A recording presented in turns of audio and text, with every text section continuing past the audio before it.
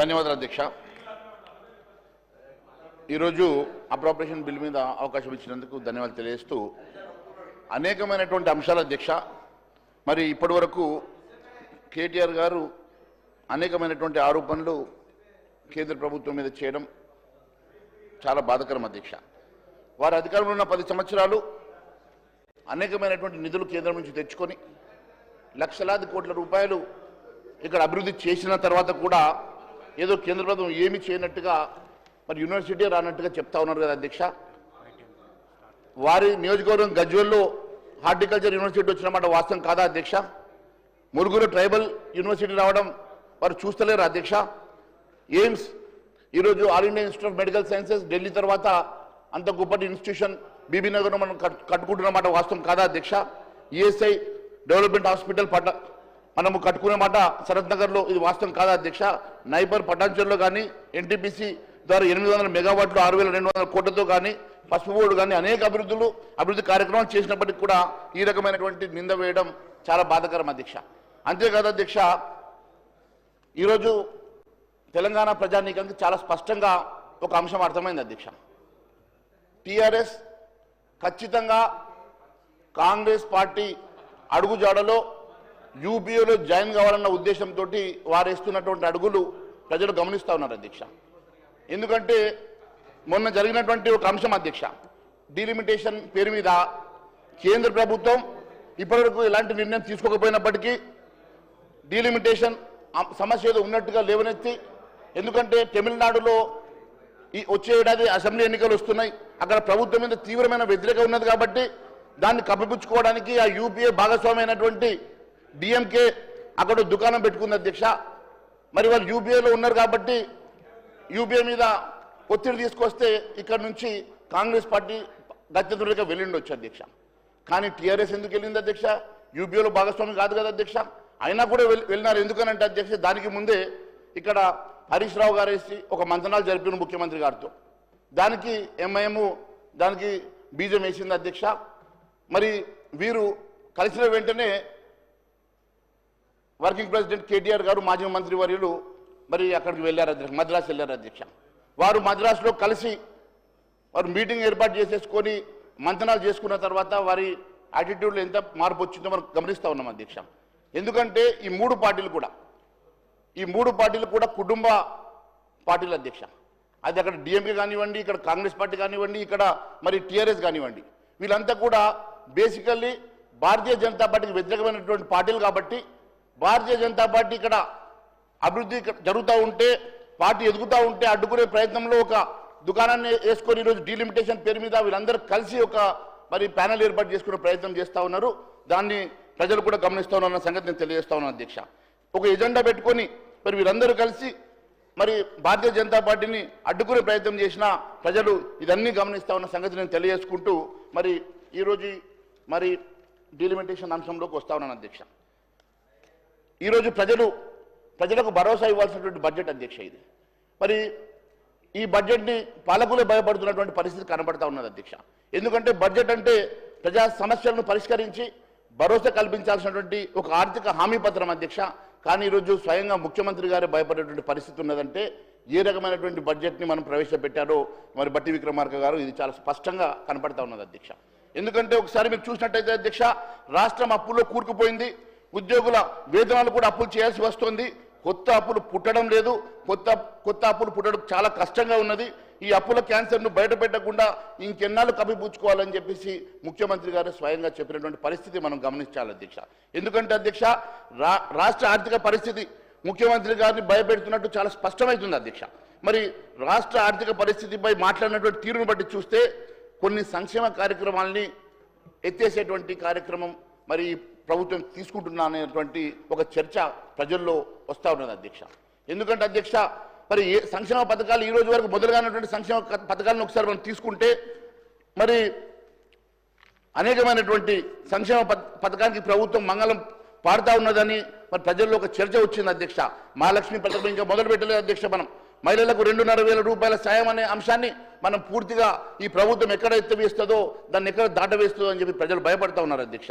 రైతు భరోసా పేరు మీద ఇంకా 3 హామీల్లో 2 హామీల జోలికే మనం వెళ్ళలేదు అధ్యక్ష. కౌలు రైతుల కానివ్వండి, రైతు కూలీలు కానివ్వండి, దానికి కావాల్సినటువంటి బడ్జెట్ అలొకేషన్స్ మనం చేయకపోవడం కూడా మరి ప్రజలు గమనిస్తూ ఉన్నారు అధ్యక్ష. అంతేకాదు అధ్యక్ష, ఇందిరమ్మ ఇల్లు ఇప్పటివరకు ఇవ్వలేదు అధ్యక్ష. ఇప్పుడు కేటాయించినటువంటి నిధులు ఏ రకంగా సరిపోయే పరిస్థితి లేదు అధ్యక్ష. యువ వికాసం, విద్యార్థులకు 5 లక్షల విద్యా భరోసా కార్డు నిధులైతే ఇప్పటి వరకు సమకూర్చుకోలేకపోయినాం అధ్యక్ష. చేయూత విషయంలో పెన్షన్లు పెంపునకు నిధులు ఎక్కడున్నాయో అర్థం కావడం లేదు అధ్యక్ష. ఈ గ్యారంటీ కార్డు హామీలకు కాకుండా ఇంకా నిరుద్యోగ వృత్తి, మరి 10 పంటలకు బోనస్ అనే అంశాన్ని కూడా మనం ఎక్కడ కూడా మరి మన బడ్జెట్లో చర్చించలేదు అధ్యక్ష. అభయస్థం వంటి పథకాలు వరుసగా 2 బడ్జెట్లో కూడా ప్రస్తావన లేకపోవడం, ఆటో డ్రైవర్లకు 12,000 ఇస్తామని హామీని కూడా కాంగ్రెస్ సర్కార్ విస్మరించిన సంగతి ఒకసారి నేను గుర్తు చేస్తా ఉన్నాను అధ్యక్ష.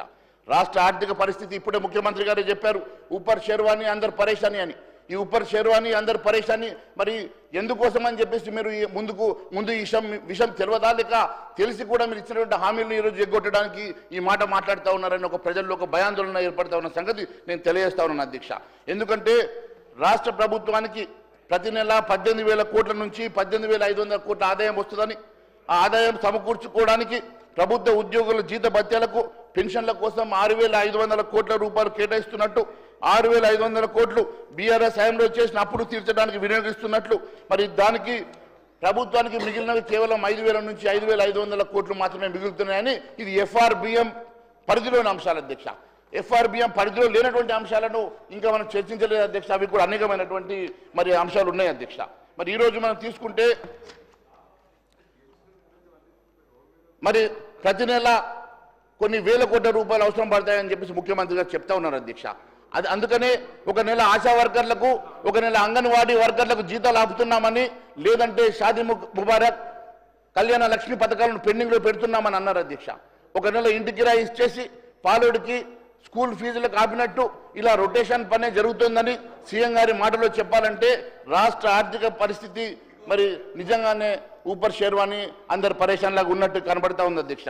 ఇదంతా చూస్తుంటే గతంలో ఒక సినిమా గుర్తొస్తుంది అధ్యక్ష, అప్పుల అప్పారావు, రొటేషన్ చక్రవర్తి సినిమాలు.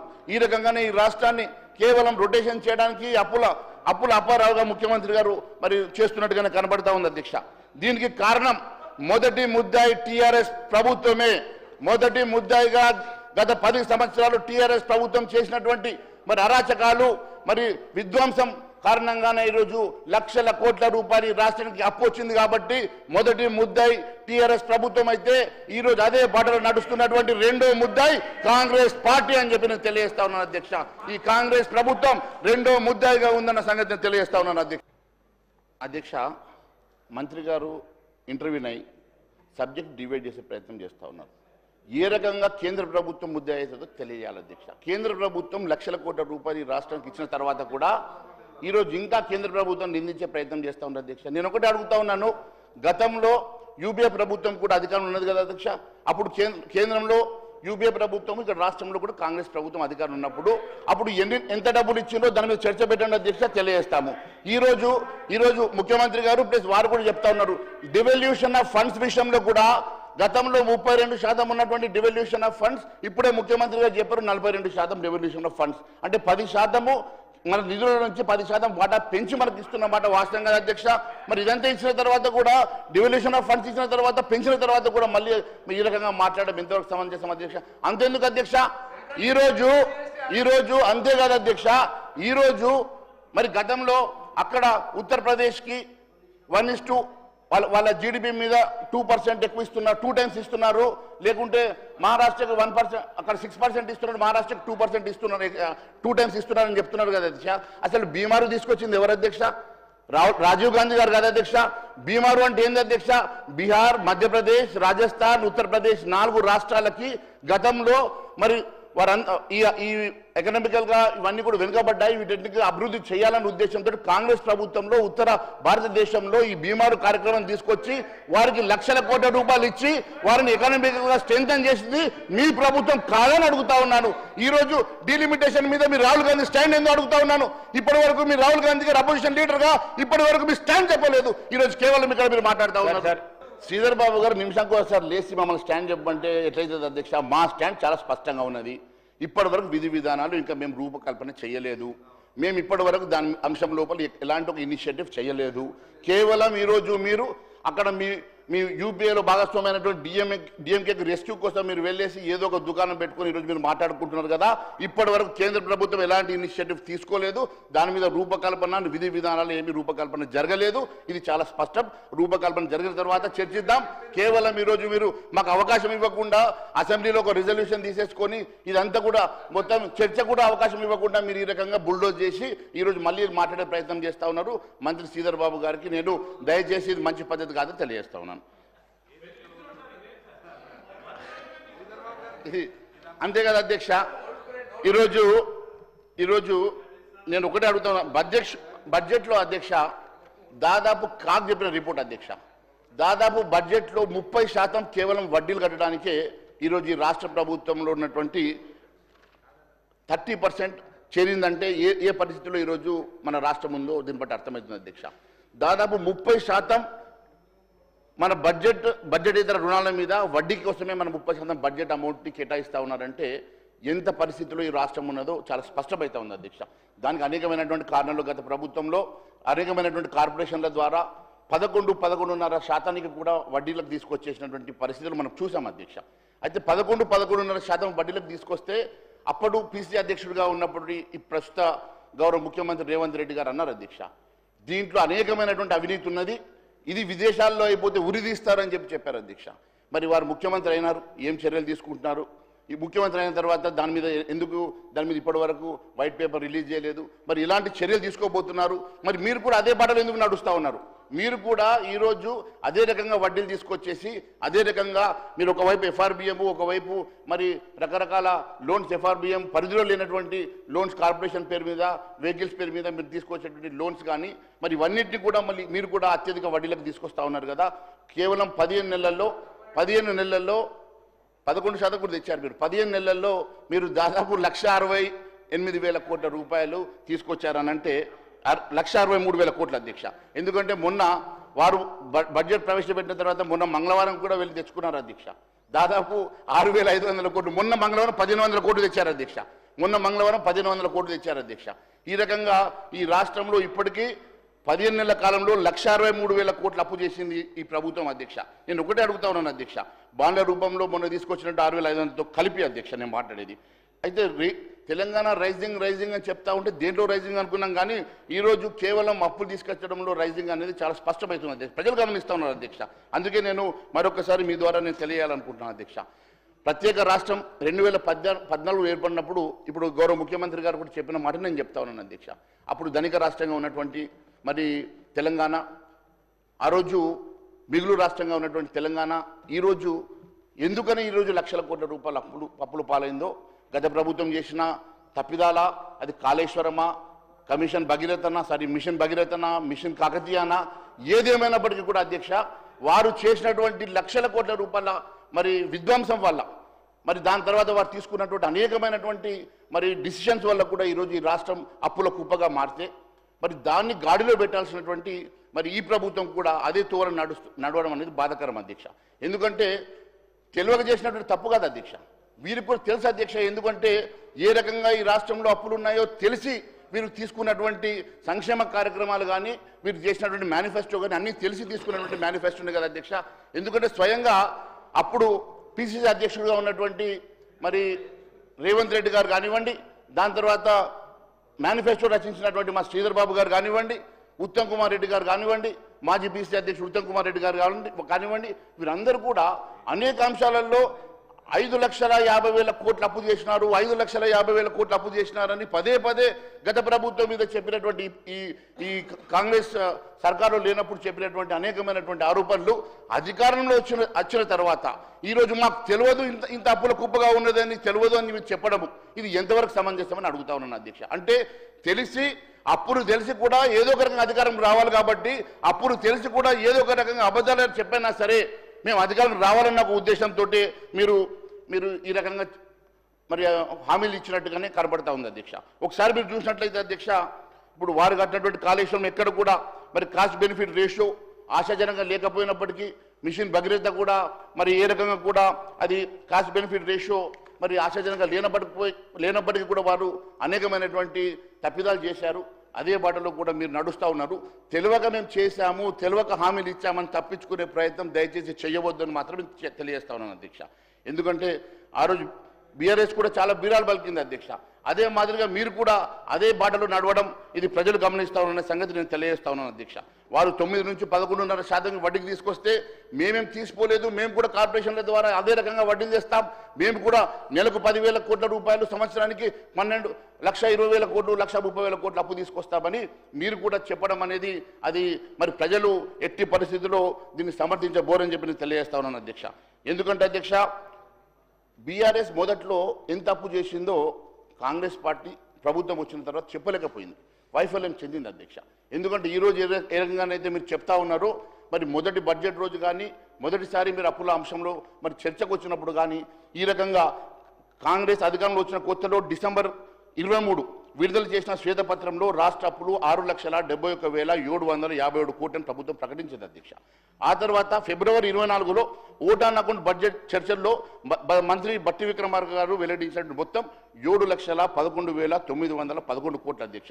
ప్రస్తుత బడ్జెట్ సమావేశంలో గవర్నర్ ప్రసంగానికి ధన్యవాదాలు చెప్తున్న సందర్భంగా అధ్యక్ష, మరి ఈ రాష్ట్ర అప్పు డిసెంబర్ 1, 2023 నాటికి 6,69,257 కోట్లని ఇదిలా ఉండగా చెల్లించాల్సినటువంటి పెండింగ్ బిల్లులు 40,154 కోట్లని, ఇతర పెండింగ్ బిల్లులు 1,09,740 కోట్లని ఇప్పుడు ముఖ్యమంత్రి గారు కూడా మెన్షన్ చేసే సంగతి అధ్యక్ష.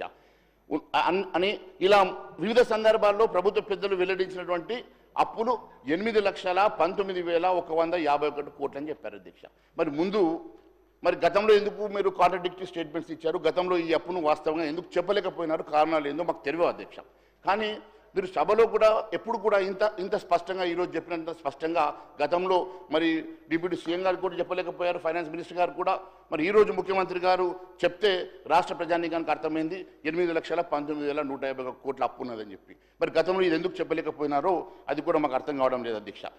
బీఆర్ఎస్ చేసిన ఆర్థిక విధ్వంసం కాంగ్రెస్ సర్కారు ఏం చర్యలు తీసుకోబోతున్నదో ఇప్పటివరకు దాని మీద స్పష్టత లేదు అధ్యక్ష. ఎందుకంటే బీఆర్ఎస్ పాలనలో 11% మరి వడ్డీ రేటుకు కూడా రుణాలు తీసుకున్న సందర్భాలు ఉన్నాయని గత డిసెంబర్లో జరిగిన సెషన్స్లో సీఎం రేవంత్ రెడ్డి గారే చెప్పారు కదా. మరి అధిక వడ్డీలకు తీసుకొచ్చిన దానికి మీరు ఏ రకంగా మరి దాన్ని మరి రీస్ట్రక్చర్ చేసుకుంటారా, లేకుంటే ఏ రకంగా దాన్ని మరి ముందుకు తీసుకెళ్తారా అనేది, మరి దాని మీద ఏం చర్యలు తీసుకోబోతున్నారనే స్పష్టత లేకుండా మీరు ఏ రకంగా ముందుకెళ్తా ఉన్నారనే సంగతి కూడా నేను మిమ్మల్ని మీ ద్వారా నేను గౌరవ మంత్రి గారిని అడుగుతా ఉన్నాను అధ్యక్ష. బీఆర్ఎస్ ఆర్థిక తప్పిదాలను కాంగ్రెస్ సర్కార్ కొమ్ము కాయడానికి వెనుక వేరేమైనా మతలబు ఉందా అనే అనుమానాలు వస్తూ ఉన్నాయి అధ్యక్ష. ఎందుకంటే అధ్యక్ష 8 లక్షల కోట్లు దాటిన అప్పు ముఖ్యంగా ఓవర్ డ్రాఫ్ట్లతో ఆర్థిక పాలన నడుస్తూ ఉంది అధ్యక్ష. దాదాపు 120 సార్లు ఓవర్ డ్రాఫ్ట్కి ప్రభుత్వం పోయిందా లేదా నేను అడుగుతా ఉన్నాను అధ్యక్ష. ఈరోజు సోషియో ఎకనామిక్ బుక్లోనే చెప్తా ఉన్నారు అధ్యక్ష. దాదాపు దీంట్లో 120 సార్లు మీరు ఓవర్ డ్రాఫ్ట్కి వెళ్ళినట్టుగా చెప్తా ఉన్నారు. దీన్ని బట్టి మన ఆర్థిక పరిస్థితి ఏ రకంగా ఉన్నదో చాలా స్పష్టంగా అర్థమవుతుంది అధ్యక్ష. అధిక వడ్డీలకు వెళ్ళినప్పుడు ఓవర్ డ్రాఫ్ట్ మనం తీసుకోగలుగుతాం అధ్యక్ష. సో నేను ఇంకొకటి అడిగేది ఏంటి అధ్యక్ష, కేవలం గతంలో మీరు అనేకమైనటువంటి ఆరోపణలు చేసి ఈ విధ్వంసానికి కారణమైనటువంటి కాళేశ్వరం కానీ, విధ్వంసానికి కారణమైనటువంటి మిషన్ భగీరథ కానీ, మిషన్ కాకతీయ కానీ వీటన్నిటి మీద చర్యలు తీసుకుంటాం, వీటన్నిటి మీద కూడా ఖచ్చితంగా మేము దాని మీద ఎంక్వైరీ చేస్తామని చెప్పి మరి ఇప్పటి వరకు దాన్ని మేము సిబిఐకి అడిగితే కూడా ఇవ్వకపోవడానికి వెనుక కారణం ఏంటంటే ఖచ్చితంగా మీ మధ్యలో ఏదైనా అండర్స్టాండింగ్ రేపైనా యూపీలో కల్పించుకోవడానికో మీరిద్దరు కలిసి ముందుకు నడవాలన్న ఒక ఆలోచనతోటి మీరు అండర్స్టాండింగ్ నడుస్తున్నారా, లేకుంటే వాస్తవంగా దేనికోసమని 14 నెలలు 15 నెలలు గడుస్తున్నా మరి వాటి మీద ఎందుకు చర్యలు తీసుకుంటలేరని చెప్పేసి మాత్రమే ప్రజలకు అనుమానాలు వస్తున్న సంగతి గుర్తు చేస్తా ఉన్నాను అధ్యక్ష. అంతేకాకుండా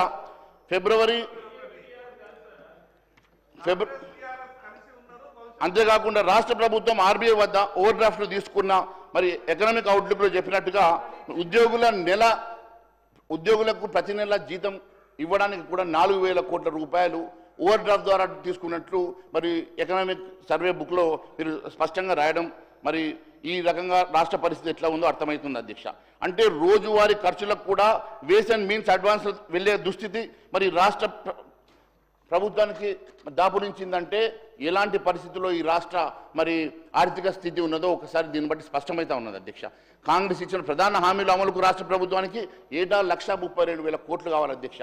మళ్ళీ దీంట్లో మరి ఎస్సీ ఎస్టీ బీసీలకు ఇచ్చినటువంటి హామీలు కాకుండా అధ్యక్ష, ఇది కేవలం మీరు ఇచ్చినటువంటి కొన్ని మరి హామీలకు మాత్రమే ఇది 1,32,000 కోట్లు అవసరం పడుతుంది అధ్యక్ష. మీరు ఇస్తామనుకున్నటువంటి మరి ఎస్సీ ప్రతి కుటుంబానికి 12 లక్షల రూపాయలు ఇస్తామన్న సంగతి దీంట్లో మరి మేము జోడించలేదు అధ్యక్ష. అదే మాదిరిగా ఎస్టీలకు ఇస్తామన్నటువంటి 12 లక్షలు కానీ బీసీలకు ఇస్తామని ప్రతి కుటుంబానికి 10 లక్షలు ఇస్తామన్నటువంటి హామీలను మేము మాట్లాడకుండానే ఈరోజు కేవలం మీరు ఇచ్చినటువంటి హామీలను లెక్క చేస్తేనే 1,32,000 కోట్ల రూపాయలు. దానికి ఏ రకమైనటువంటి ప్రణాళిక ఏర్పాటు చేసుకో ఉన్నారు, ఏ రకంగా దాన్ని డబ్బులు సమకూరుస్తారో మరి సభకు ఎప్పుడు చెప్పే ప్రయత్నం కూడా మీరు చేయకపోవడం చాలా బాధాకరం అధ్యక్ష. ఎందుకంటే అధ్యక్ష 200 యూనిట్ ఉచిత విద్య పథకం, గృహజ్యోతికి 2,000 కోట్ల పైగా అవసరం పడుతుంది అధ్యక్ష. అదే మాదిరిగా బస్సు ప్రయాణం వల్ల ఏటా 4,000 కోట్ల అధ్యక్ష. 500కే గ్యాస్ బండ స్కీమ్కి 700 కోట్ల అధ్యక్ష. తెలంగాణ పేద మహిళల కోసం నెలకు 2,500 ఆర్థిక సాయం చేయడానికి మహాలక్ష్మి పథకంకి 14,000 కోట్ల అవసరం అధ్యక్ష. ఇక రైతులకు రైతు కూలీలకు పెట్టుబడి సాయం కింద ఏటా 12,000 రూపాయలు రైతు కూలీలకు ఇవ్వాల్సినటువంటి డబ్బు కానీ రైతు భరోసాకి 17,000 కోట్ల రూపాయలు కావాలని అంచనా అధ్యక్ష. మరి రైతు కూలీలకు ఇవ్వాల్సినటువంటి ఆత్మీయ భరోసా పంట బోనస్ పథకానికి నిధులు ఎలా సమకూరుస్తారు, వ్యవసాయ కూలీలకు 12,000 చొప్పున ఇచ్చే 12,600 రూపాయలు ఏ రకంగా మీరు చేస్తారు, ఇక వరి పంట క్వింటాల్కి 500 బోనస్ ఇస్తామని కాంగ్రెస్ 6 గ్యారెంటీలు భాగంగా మాట ఇచ్చింది. మన రాష్ట్రంలో ఏటా ఖరీఫ్ రబీ సీజన్లో మొత్తం 1 కోటి ఎకరాల్లో వరి సాగు చేయడానికి మరి గణాంకాలు చెప్తున్నటువంటి మరి దానికి ఇవన్నీ నిధులు అధ్యక్ష. రైతు భరోసా, రైతు కూలీ, ఆత్మీయ భరోసా, వరి పంట బోనస్, ఈ 3 పథకాలకు 42,000 కోట్ల అవసరం అధ్యక్ష. తెలంగాణ సుమారు 35 లక్షల మంది నిరుద్యోగులు ఉంటారు అధ్యక్ష. వారికి నెలకు 4,000 చొప్పున నిరుద్యోగ భృతి ఇవ్వాలంటే 1,400 కోట్ల అవసరం అధ్యక్ష. ఈ లెక్కన మరి నిరుద్యోగ భృతికి ఏటా 16,800 కోట్ల అవసరం అధ్యక్ష. ఇందిరమ్మ ఇళ్ల కోసం మరి 20,825 కోట్ల అవసరం అధ్యక్ష. అంతేకాకుండా సామాజిక పెన్షన్లకు 2,000 నుంచి 4,000 పెంచితే, అలాగే దివ్యాంగులకు 4,000 నుంచి 6,000 పెంచితే ఏటా 30,000 కోట్లు అవుతుంది అధ్యక్ష. అంటే ఈ సంక్షేమ కార్యక్రమం అమలుకి రాష్ట్ర ప్రభుత్వం ఏటా 1,32,000 కోట్ల అవసరం. ఈ నిధులు సమర్చుకునేదానికి మరి ముఖ్యమంత్రి గారు ఆర్థిక పరిస్థితి బాలేదని విషయాన్ని వెల్లడించడం వెనుక ఉన్నటువంటి మతలబు మరి ఈ స్కీమ్స్ అన్నిటికీ కూడా మరి ఎగవేసేటువంటి కార్యక్రమం ఏమైనా చేస్తూ ఉన్నారా అనేటువంటి అనుమానాలు మరి రాకుండా పోవడం లేదు అధ్యక్ష. అంతేకాదు అధ్యక్ష, దీంట్లో ఏ పథకాలు మరి కంటిన్యూ చేస్తారు, ఏ పథకాలు మీరు ఎత్తేస్తారో మరి సభకు చెప్తే బాగుంటుందని చెప్పి మేము మరి భావిస్తూ ఉన్నాం అధ్యక్ష. రాష్ట్రం అప్పులకు కుప్పగా మారిందని తెలిసి కాంగ్రెస్ అల్వికాన్ని హామీలు ఇవ్వడం ఖచ్చితంగా ఇది ఒక మోసం అవుతుంది అధ్యక్ష. మరి ఇది ఉద్దేశపూర్వకంగా, ఇది కుట్రపూరితమైన సామాన్యులను నమ్మించి గొంతుకోయడమే.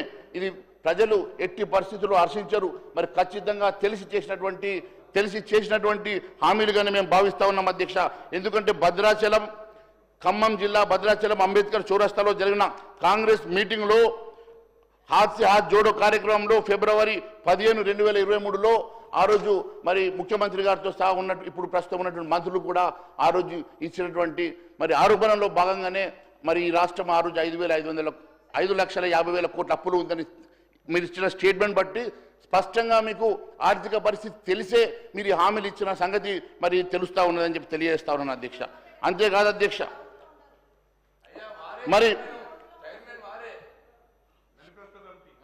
అధ్యక్ష, మీరు ఇన్ని హామీలు ఎలా ఇచ్చారు, ఎందుకు ఇచ్చారని ఇటీవల ఢిల్లీలో ఇండియా టుడే నిర్వహించినటువంటి కాంక్లేవ్లో జర్నలిస్ట్ అడిగినటువంటి ప్రశ్నకు గౌరవ ముఖ్యమంత్రి గారు ఇచ్చినటువంటి సమాధానం ఏంటంటే అధ్యక్ష, ఎన్నికల రేసులో గెలిచేందుకు ఇచ్చామన్నారు అధ్యక్ష. ఎన్నికల రేసులో దిగాక వెనుకబడకుండా ఉండాలంటే పరిగెత్తాల్సిందే. స్పీడ్ థ్రిల్స్ బట్ కిల్స్ అనే స్లోగన్ తెలుసు కదా, ఇది అలాగే అని ముఖ్యమంత్రి రేవంత్ రెడ్డి గారు సమాధానం ఇచ్చారంటే వారికి తెలిసి కేవలం రేసులో గెలవడానికి మాత్రమే నేను హామీలు ఇచ్చానని వారు చెప్పడం అంటే ఇది చాలా స్పష్టంగా తెలిసి మరి వారు ఇచ్చినటువంటి హామీ ఇది తెలిసి ప్రజల్ని మోసం చేసినట్టు కాదని చెప్పి నేను మాత్రమే అడుగుతా ఉన్నాను అధ్యక్ష. అందుకోసం మొత్తం క్యాబినెట్ మీదనే చీటింగ్ కేసు పెట్టాలని చెప్పి నేను తెలియజేస్తా ఉన్నాను అధ్యక్ష. క్యాబినెట్ మొత్తం తెలిసి సార్ జస్ట్ స్టార్ట్ చేసిన సార్ 5 నిమిషాలు అయింది సార్. నాకు 45 మినిట్స్ సార్, ఎక్కువ టైం తీసుకోండి సార్ ఎక్కువ టైం తీసుకోండి సార్. 5 మినిట్స్ అయింది సార్. గౌరవ మంత్రి గారు ఈ రకంగా సత్యదూరమైనటువంటి మాటలు సార్. వారికి మంత్రిగా ఒకవేళ భారతీయ జనతా పార్టీ మేము 15 లక్షలు ప్రతి అకౌంట్లో వేస్తామనే ఒక మేనిఫెస్టోని వారు చూపిస్తే వారు ఏ శిక్షకైనా మేము రెడీ అధ్యక్ష. మేము మీలాగా మేనిఫెస్టో రాయలే అధ్యక్ష. నువ్వు మేనిఫెస్టో చైర్మన్గా ప్రజల్ని తప్పుదోవ పట్టించడం మొదటి కేసు శ్రీధర్ బాబు మీద పెట్టాలని చెప్పి అధ్యక్ష. ఈ దేశంలో అత్యధికంగా ఏ ప్రభుత్వం చేయనన్ని ఉద్యోగ అవకాశాలు కల్పించినటువంటి భారతీయ జనతా పార్టీ కాబట్టే భారతీయ జనతా పార్టీని 3వ అధికారులు ప్రజలు తెచ్చుకున్నారు అధ్యక్ష. మేము ఎప్పుడు తప్పుడు హామీలు చెయ్యం అధ్యక్ష. మేము హామీ ఇస్తే గ్యారంటీ అంటే మోడీగా గ్యారంటీ అధ్యక్ష. ఒక్కసారి గ్యారంటీ మేము చెప్పినామంటే మాట ఇచ్చినామంటే మోడీ గారు మాట ఇస్తే తప్పనటువంటి మనిషిగా దేశ ప్రజలు 3వసారి గెలిపించుకున్న సంగతి నేను గుర్తు చేస్తా ఉన్నాను అధ్యక్ష. మీలాగా ఈరోజు మేనిఫెస్టోలో కూడా రాసుకొని మీరు ఈరోజు తప్పించుకునే ప్రయత్నం చేస్తుంది మీరు కాబట్టి ఈరోజు ప్రజలు గమనిస్తున్నారన్న సంగతి తెలియజేస్తా ఉన్నాను అధ్యక్ష. అభయహస్తంలో 6 గ్యారెంటీల కార్డుతో అధికారంలోకి వచ్చి హామీలు ఎగవేతకు చట్టబద్ధత కల్పిస్తారని అడుగుతా ఉన్నాను అధ్యక్ష. ఈరోజు మీరు ఎలాగో మీరు చట్టబద్ధత కల్పించలేదు అధ్యక్ష. కనీసం ఎగవేస్తామని ఒక చట్టబద్ధత కల్పించండి అధ్యక్ష. అట్లనే కానీ ప్రజలకు అర్థమైపోతుంది. ఈరోజు కాంగ్రెస్ అధికారంలోకి వచ్చి 23 డిసెంబర్ 7 రేవంత్ రెడ్డి గారు తొలి సంతకం పెట్టారు అభయహస్తం మీద కదా అధ్యక్ష. మరి దాన్ని సభలో కూడా అనౌన్స్ చేశారు కదా అధ్యక్ష. మరి దాని మీద మరి వీరు మా మంత్రి ఎల్ఏ మంత్రి గారు శ్రీధర్ బాబు గారు మాట్లాడారు అధ్యక్ష. మరి ఎందుకోసమని మొదటి సంతకం పెట్టి మరి హౌస్లో అనౌన్స్ చేసిన తర్వాత కూడా మరి ఎందుకోసమని మేము ఇంప్లిమెంట్ చేయలేకపోతున్నాం అనేసి కనీస బాధ కూడా మరి మా ఎల్ఏ మంత్రి గారికి లేకపోవడం నిజంగా బాధాకరం అధ్యక్ష. నేను ఒకటే అడుగుతా ఉన్నాను అధ్యక్ష.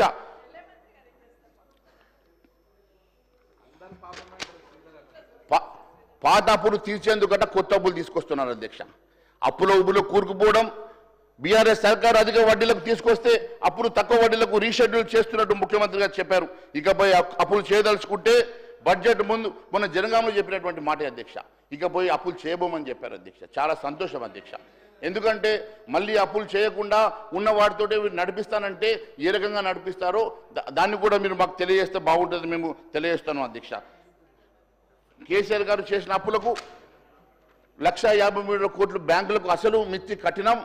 88,000 కోట్ల రూపాయలు అసలు 65,000 కోట్ల రూపాయలు మిత్తి కట్టామని రాష్ట్రం ఎంత దారుణమైనటువంటి పరిస్థితుల్లో ఉందో ఒకసారి ఆలోచన చేయాలని కోరుతున్నారు అధ్యక్ష. కానీ ఈ ఏడాది బడ్జెట్లో ద్రవ్యలోటు పూడ్చుకునేందుకు మళ్ళీ 69,639 కోట్ల అప్పు చూపిస్తున్నారు కదా అధ్యక్ష. మరి గత ఏడాది కన్నా 7,527 కోట్ల రూపాయలు ఎక్కువ అధిక రుణాలు తీసుకొస్తామని చెప్తా ఉన్నారు. ఒకవైపేమో మళ్ళీ రుణాలు ఏమంటారు అధ్యక్ష. మళ్ళీ FRBM పరిధిలోనే వారు చూపిస్తున్నటువంటి గత సంవత్సర బడ్జెట్ కన్నా మళ్ళీ 7,527 కోట్లు ఎక్కువ మేము రుణాలు తీసుకొస్తామని మళ్ళీ వారే చెప్తా ఉన్నారు అధ్యక్ష. అంటే ఇది కాంట్రడిక్టరీ స్టేట్మెంట్ కాదా అధ్యక్ష? అంతే కదా అధ్యక్ష. ఈరోజు ఇంకా నేను బికాజ్ మీరు టైం అంటున్నారు కాబట్టి చాలా అంశాలు నేను స్కిప్ చేసుకుంటూనే వెళ్తా ఉన్నాను అధ్యక్ష. కానీ ఒక విషయం మాత్రం నేను చాలా స్పష్టంగా చెప్పదలుచుకున్నాను అధ్యక్ష. ఈరోజు దాదాపు తెలంగాణ ఏడాదికి 40,000 కోట్ల రూపాయలు రుణమాఫీ చేస్తాను, కడుపు కట్టుకుంటే 40,000 కోట్ల రూపాయలు అలా జమ అయిపోతాయని చెప్పారు అధ్యక్ష ముఖ్యమంత్రి గారు. మరి దేనికోసం అని చెప్పేసి మరి మా మంత్రులు ముఖ్యమంత్రి గారు ఎందుకు కడుపు కట్టుకుంటలేరు, ఎందుకోసం 40,000 కోట్లు సమకూర్చి మరి రైతులకు ఇవ్వడం లేదు, మరి సమాధానం చెప్పాలి అధ్యక్ష. అంతే కదా అధ్యక్ష. నేను ఒకటే అంటా ఉన్నాను అధ్యక్ష.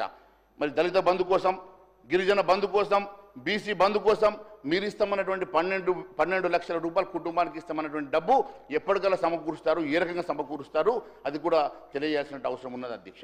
ఎస్, మేము అర్థం చేసుకుంటాం అధ్యక్ష. ఈ రాష్ట్రం అప్పుల కుప్పగా గత ప్రభుత్వం మార్చింది. ఈ రాష్ట్రం అంతా కూడా పూర్తిగా ఆర్థిక సంక్షోభంలో కూరుకుపోయిందని చెప్పిన తర్వాత కూడా మీరు కూడా వారిలాగానే ఎందుకు బీరాలకు వెళ్తా ఉన్నారు? మీరు వాస్తవాలు చెప్తూనే మరోవైపు ఇంకా అప్పు తీసుకొచ్చేటువంటి ప్రణాళిక ఎందుకు ఏర్పాటు చేస్తూ ఉన్నారు? దీనికోసం ఏమైనా మీ దగ్గర ఒక ప్రణాళిక ఉన్నదా?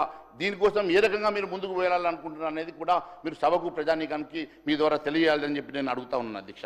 ఇది అంటే ఈరోజు ఉన్నటువంటి పరిస్థితి అధ్యక్ష. సాక్షాత్తు సెక్రటేరియట్కి ఒక ఫైనాన్స్ మినిస్టర్ ఛాంబర్ దగ్గరికి పాపం చిన్న కారు కాంట్రాక్టర్లు వచ్చేటువంటి పరిస్థితి ఎవరికి రావద్దు అధ్యక్ష. అలాంటి పరిస్థితి వస్తుందంటే అంటే ఏ రకమైనటువంటి పరిస్థితి ఈరోజు రాష్ట్రంలో ఉన్నదో మేము అర్థం చేసుకోగలుగుతాం అధ్యక్ష. కానీ దానికోసం మనం ఏం మెజర్స్ తీసుకుంటున్నాం అనేది కూడా చెప్తే బాగుండు అని చెప్పేసి మేము మీ ద్వారా వారిని అడుగుతా ఉన్నాం అధ్యక్ష. ఎందుకంటే చేస్తున్నాం ఉద్యోగులకు వేల కోట్ల రూపాయలు బాకీ పడిన సర్కార్ అధ్యక్ష. ఇటీవల ఉద్యోగ ఉపాధ్యాయ సంఘాలకు జేఏసీ నేతలకు డిప్యూటీ సీఎం బట్టి విక్రమార్క గారు కలిసినప్పుడు 10,000 కోట్లు బకాయి విడుదల చేయాలని వారు అడిగితే ఖచ్చితంగా చేస్తామని చెప్పారు అధ్యక్ష. కానీ మళ్ళీ బడా కాంట్రాక్టర్ బిల్లు జరిగేటువంటి మోక్షం అధ్యక్ష. మరి పాపం ఉద్యోగస్తులకు మాత్రం మీరు మోక్షం కల్పిస్తలేరు అధ్యక్ష. చిన్న చిన్న కాంట్రాక్టర్లకు, చిన్న చిన్న మాజీ సర్పంచుల బిల్లులకు, చిన్న చిన్న కాంట్రాక్టర్లకు మాత్రం మీరు ఏ రకంగా కూడా వారికి మీరు కనికరం చూపించకుండా కేవలం బడా కాంట్రాక్టర్లకు మాత్రమే పనిచేయడం కొంత బాధాకరంగా ఉన్నది అధ్యక్ష. ఎందుకంటే ఇప్పటి వరకు మరి మాకున్నటువంటి మరి ఇన్ఫర్మేషన్ వరకు 18,000 కోట్ల రూపాయలు బడా కాంట్రాక్టర్కి ఇచ్చినట్టుగా చెప్తా ఉన్నారు. కానీ కేవలం 1,000 కోట్ల రూపాయల్లో పూర్తిగా చిన్న చిన్న సర్పంచుల పేమెంట్స్ కూడా మీరు ఆపడం అనేది కొంచెం బాధాకరంగా ఉంది అధ్యక్ష. అది మీ ద్వారా వారి దృష్టికి తీసుకొస్తా ఉన్నాను అధ్యక్ష. ఎందుకంటే అధ్యక్ష దాంట్ని ఆరోపణ చేయదలుచుకోలేదు అధ్యక్ష. ఎందుకు ఇస్తా ఉన్నారో, దేనికోసం ఇస్తా ఉన్నారో, మరి బడా కాంట్రాక్టర్ని ఎందుకు మీరు బిల్లులు మీరు క్లియర్ చేస్తూ ఉన్నారో అనే అంశంలోకి నేను వెళ్తలేను అధ్యక్ష. ఎందుకంటే మళ్ళీ దాంట్లోకి వెళ్ళాలంటే నేను ఆరోపణ చేయాలా, మళ్ళీ శ్రీధర్ బాబు గారు లేచి ఇవ్వు అని చెప్పేసి నా మీద పడతాడు. కాబట్టి నేను దాంట్లోకి వెళ్ళదలుచుకోలేదు అధ్యక్ష. బడా కాంట్రాక్టర్లకు ఇవ్వడం వల్ల మీకు వచ్చే లాభం ఏందో నేను చెప్తలేను అధ్యక్ష. కానీ బడా కాంట్రాక్టర్లకు ఏ రకంగా ఇస్తా ఉన్నారో అదే మాదిరిగా సర్పంచులకు, చిన్న చిన్న కాంట్రాక్టర్లకు ఇస్తే బాగుంటుందని మాత్రమే నేను అడుగుతా ఉన్నాను అధ్యక్ష. మరి ఎందుకంటే అధ్యక్ష మన రైతు భరోసా కోసం కూడా 10,000 కోట్ల రూపాయలు తీసుకొస్తున్నాం. దాంట్లో 9,000 కోట్లు రైతు భరోసాకి ఇచ్చి 1,000 కోట్లు వాడుకుంటామన్నారు అధ్యక్ష.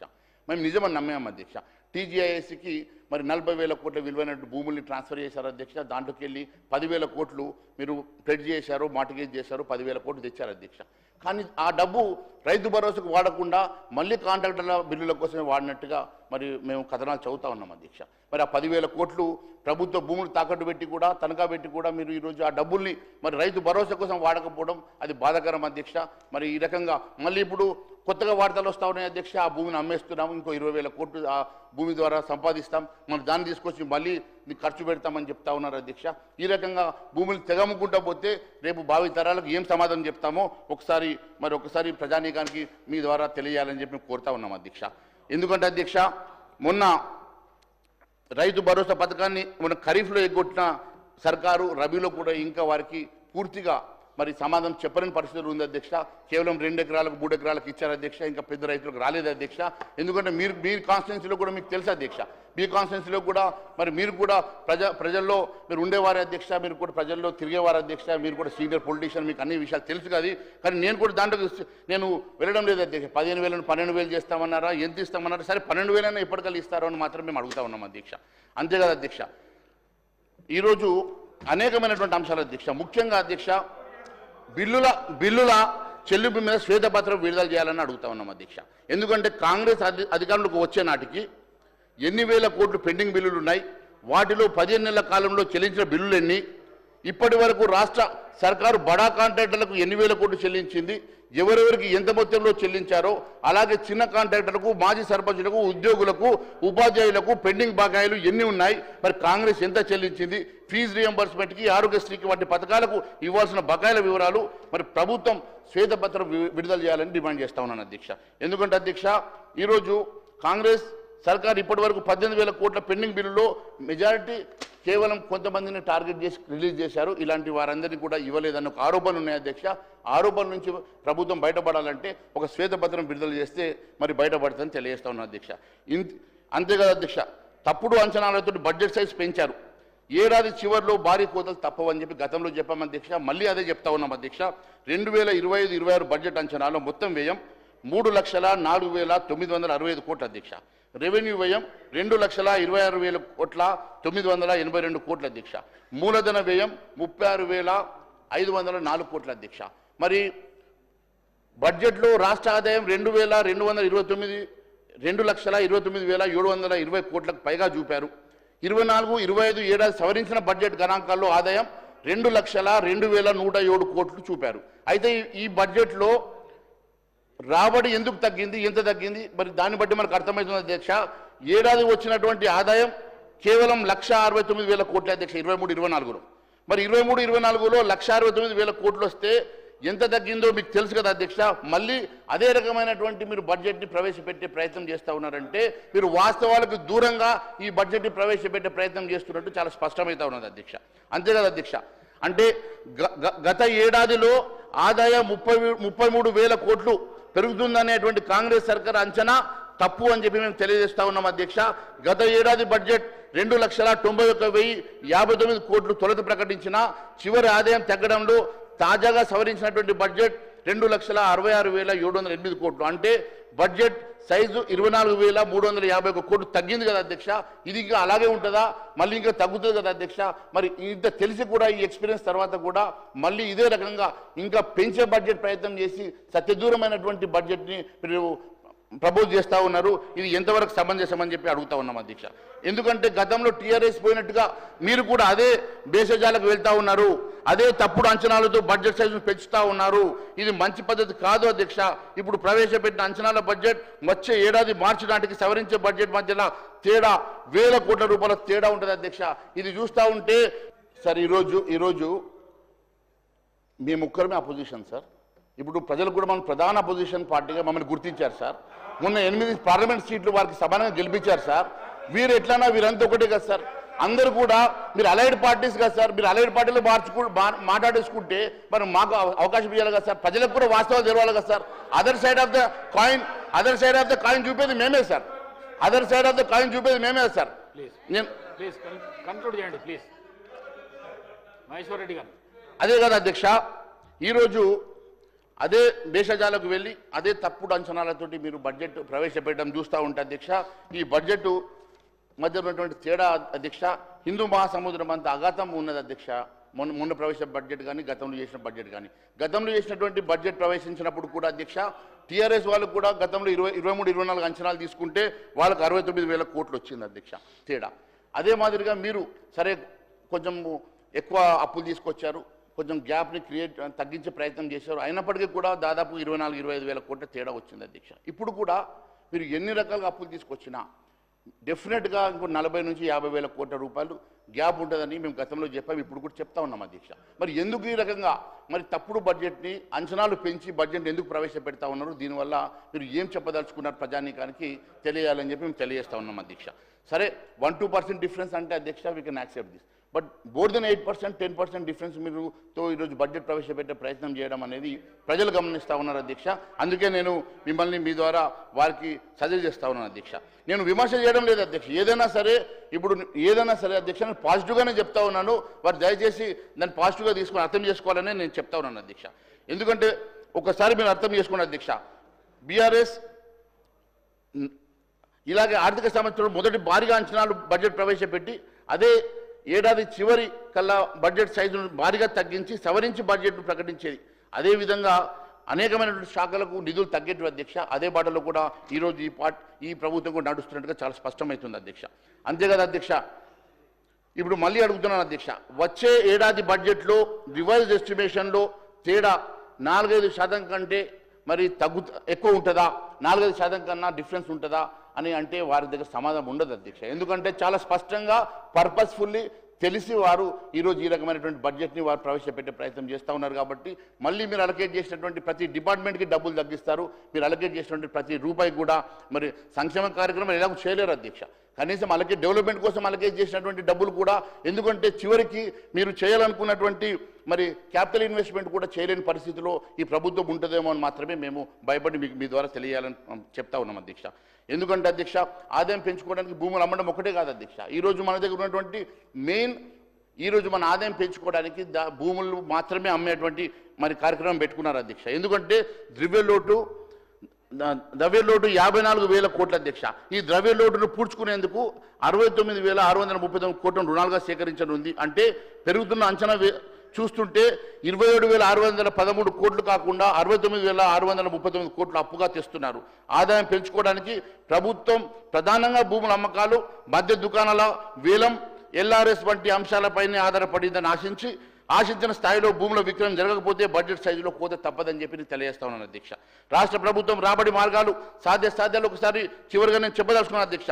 గత ఏడాది బడ్జెట్లో 2,91,059 కోట్ల అంచనాల మేరకు ఆదాయం రాకపోవడంతో తాజా బడ్జెట్లో సవరించి 2,66,708 కోట్లకు తగ్గించారు. ప్రస్తుతం ఉన్నటువంటి రెవెన్యూ కంటే వచ్చే ఏడాది ఇంకా 37,757 కోట్లు మరి మేర ఆదాయాన్ని పెరుగుతుందనే అంచనాలతో మొత్తం బడ్జెట్ని 3,04,466 కోట్లు పెంచారు.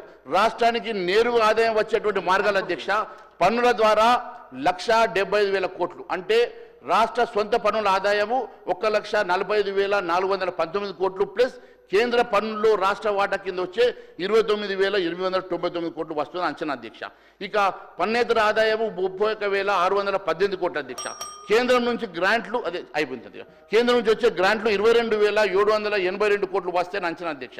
మొత్తం రెవెన్యూ రిసీట్స్ అంతా కూడా 2,29,720 కోట్ల అధ్యక్ష. ఈ రెవెన్యూ రిసీట్స్ కాకుండా కొత్తగా సేకరించేటువంటి అప్పు 69,639 కోట్లు అని చెప్పి చూపిస్తా ఉన్నారు అధ్యక్ష. ఈ రెవెన్యూ రిసీట్ మరి పాజిబిలిటీని పరిశీలిస్తే కేంద్రం నుంచి వచ్చేటువంటి 22,782 కోట్లు సెంట్రల్ స్పాన్సర్ స్కీమ్ ద్వారా రాష్ట్ర ప్రభుత్వానికి వచ్చే 40% నిధులు చెల్లిస్తే సెంట్రల్ గ్రాంట్ వచ్చేటువంటి అవకాశం ఉంది. కానీ దానికోసం కూడా బడ్జెట్ ఎక్కడ కేటాయించినట్టు కనబడతలేదు అధ్యక్ష. చివరిగా అధ్యక్ష, మీరు ఈ రకంగా మమ్మల్ని సార్ ఒక 5 మినిట్స్ ఇవ్వండి సార్, నేను 5 మినిట్స్ క్లోజ్ చేస్తాను. Only 5 minutes sir, only 5 minutes sir. మీరు 45 మినిట్స్ అడిగిన సార్ 1 అవర్ అయిపోయింది. సార్ పన్నుల ద్వారా రాబడి పెరుగున అధ్యక్ష.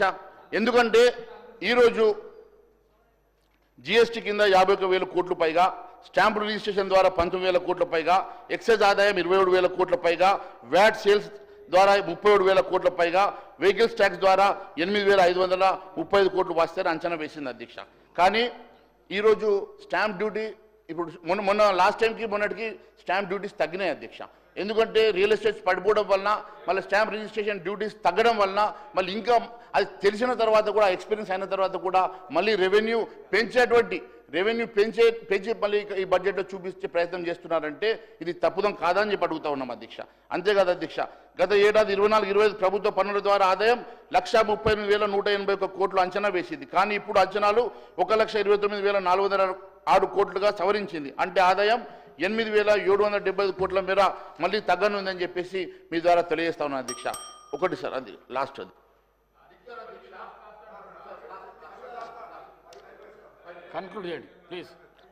ఇక లిక్కర్ ద్వారా అధ్యక్ష గత ఏడాది 20,000 కోట్ల వరకు రాబడి వస్తుంది అనుకుంటే 25,000 కోట్ల పైగా ఆదాయం సమకూరింది అధ్యక్ష. అంటే ఈ రాష్ట్రం మొత్తం లిక్కర్ మీద నడుస్తుందనేది స్పష్టమవుతుంది అధ్యక్ష. ప్రభుత్వం బెల్ట్ షాపులు పెంచడం ద్వారానే లిక్కర్ రెవెన్యూ పెరిగింది అధ్యక్ష. బీఆర్ఎస్ బాటలో కాంగ్రెస్ నడుస్తూ తెలంగాణలో లిక్కర్ స్టేట్గా మార్చుతున్నారు. ఇప్పుడు లిక్కర్ రెవెన్యూ మరో 2,000 ఇంకా పెరుగుతున్నట్టుగా ఈ అంచనాలో చూపిస్తున్నారంటే బెల్ట్ షాపుల్ని మీరే పెంచి పోషిస్తున్నారు.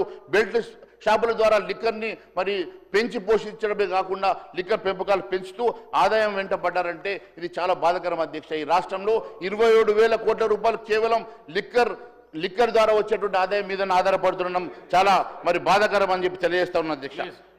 ఈ చివరిగా నేను ఒకటి చెప్తా ఉన్నా అధ్యక్ష, అప్పుడు తగ్గకపోతే శ్రీలంక వెనిజులా మాదిర తెలంగాణ మారడం ఖాయం అధ్యక్ష.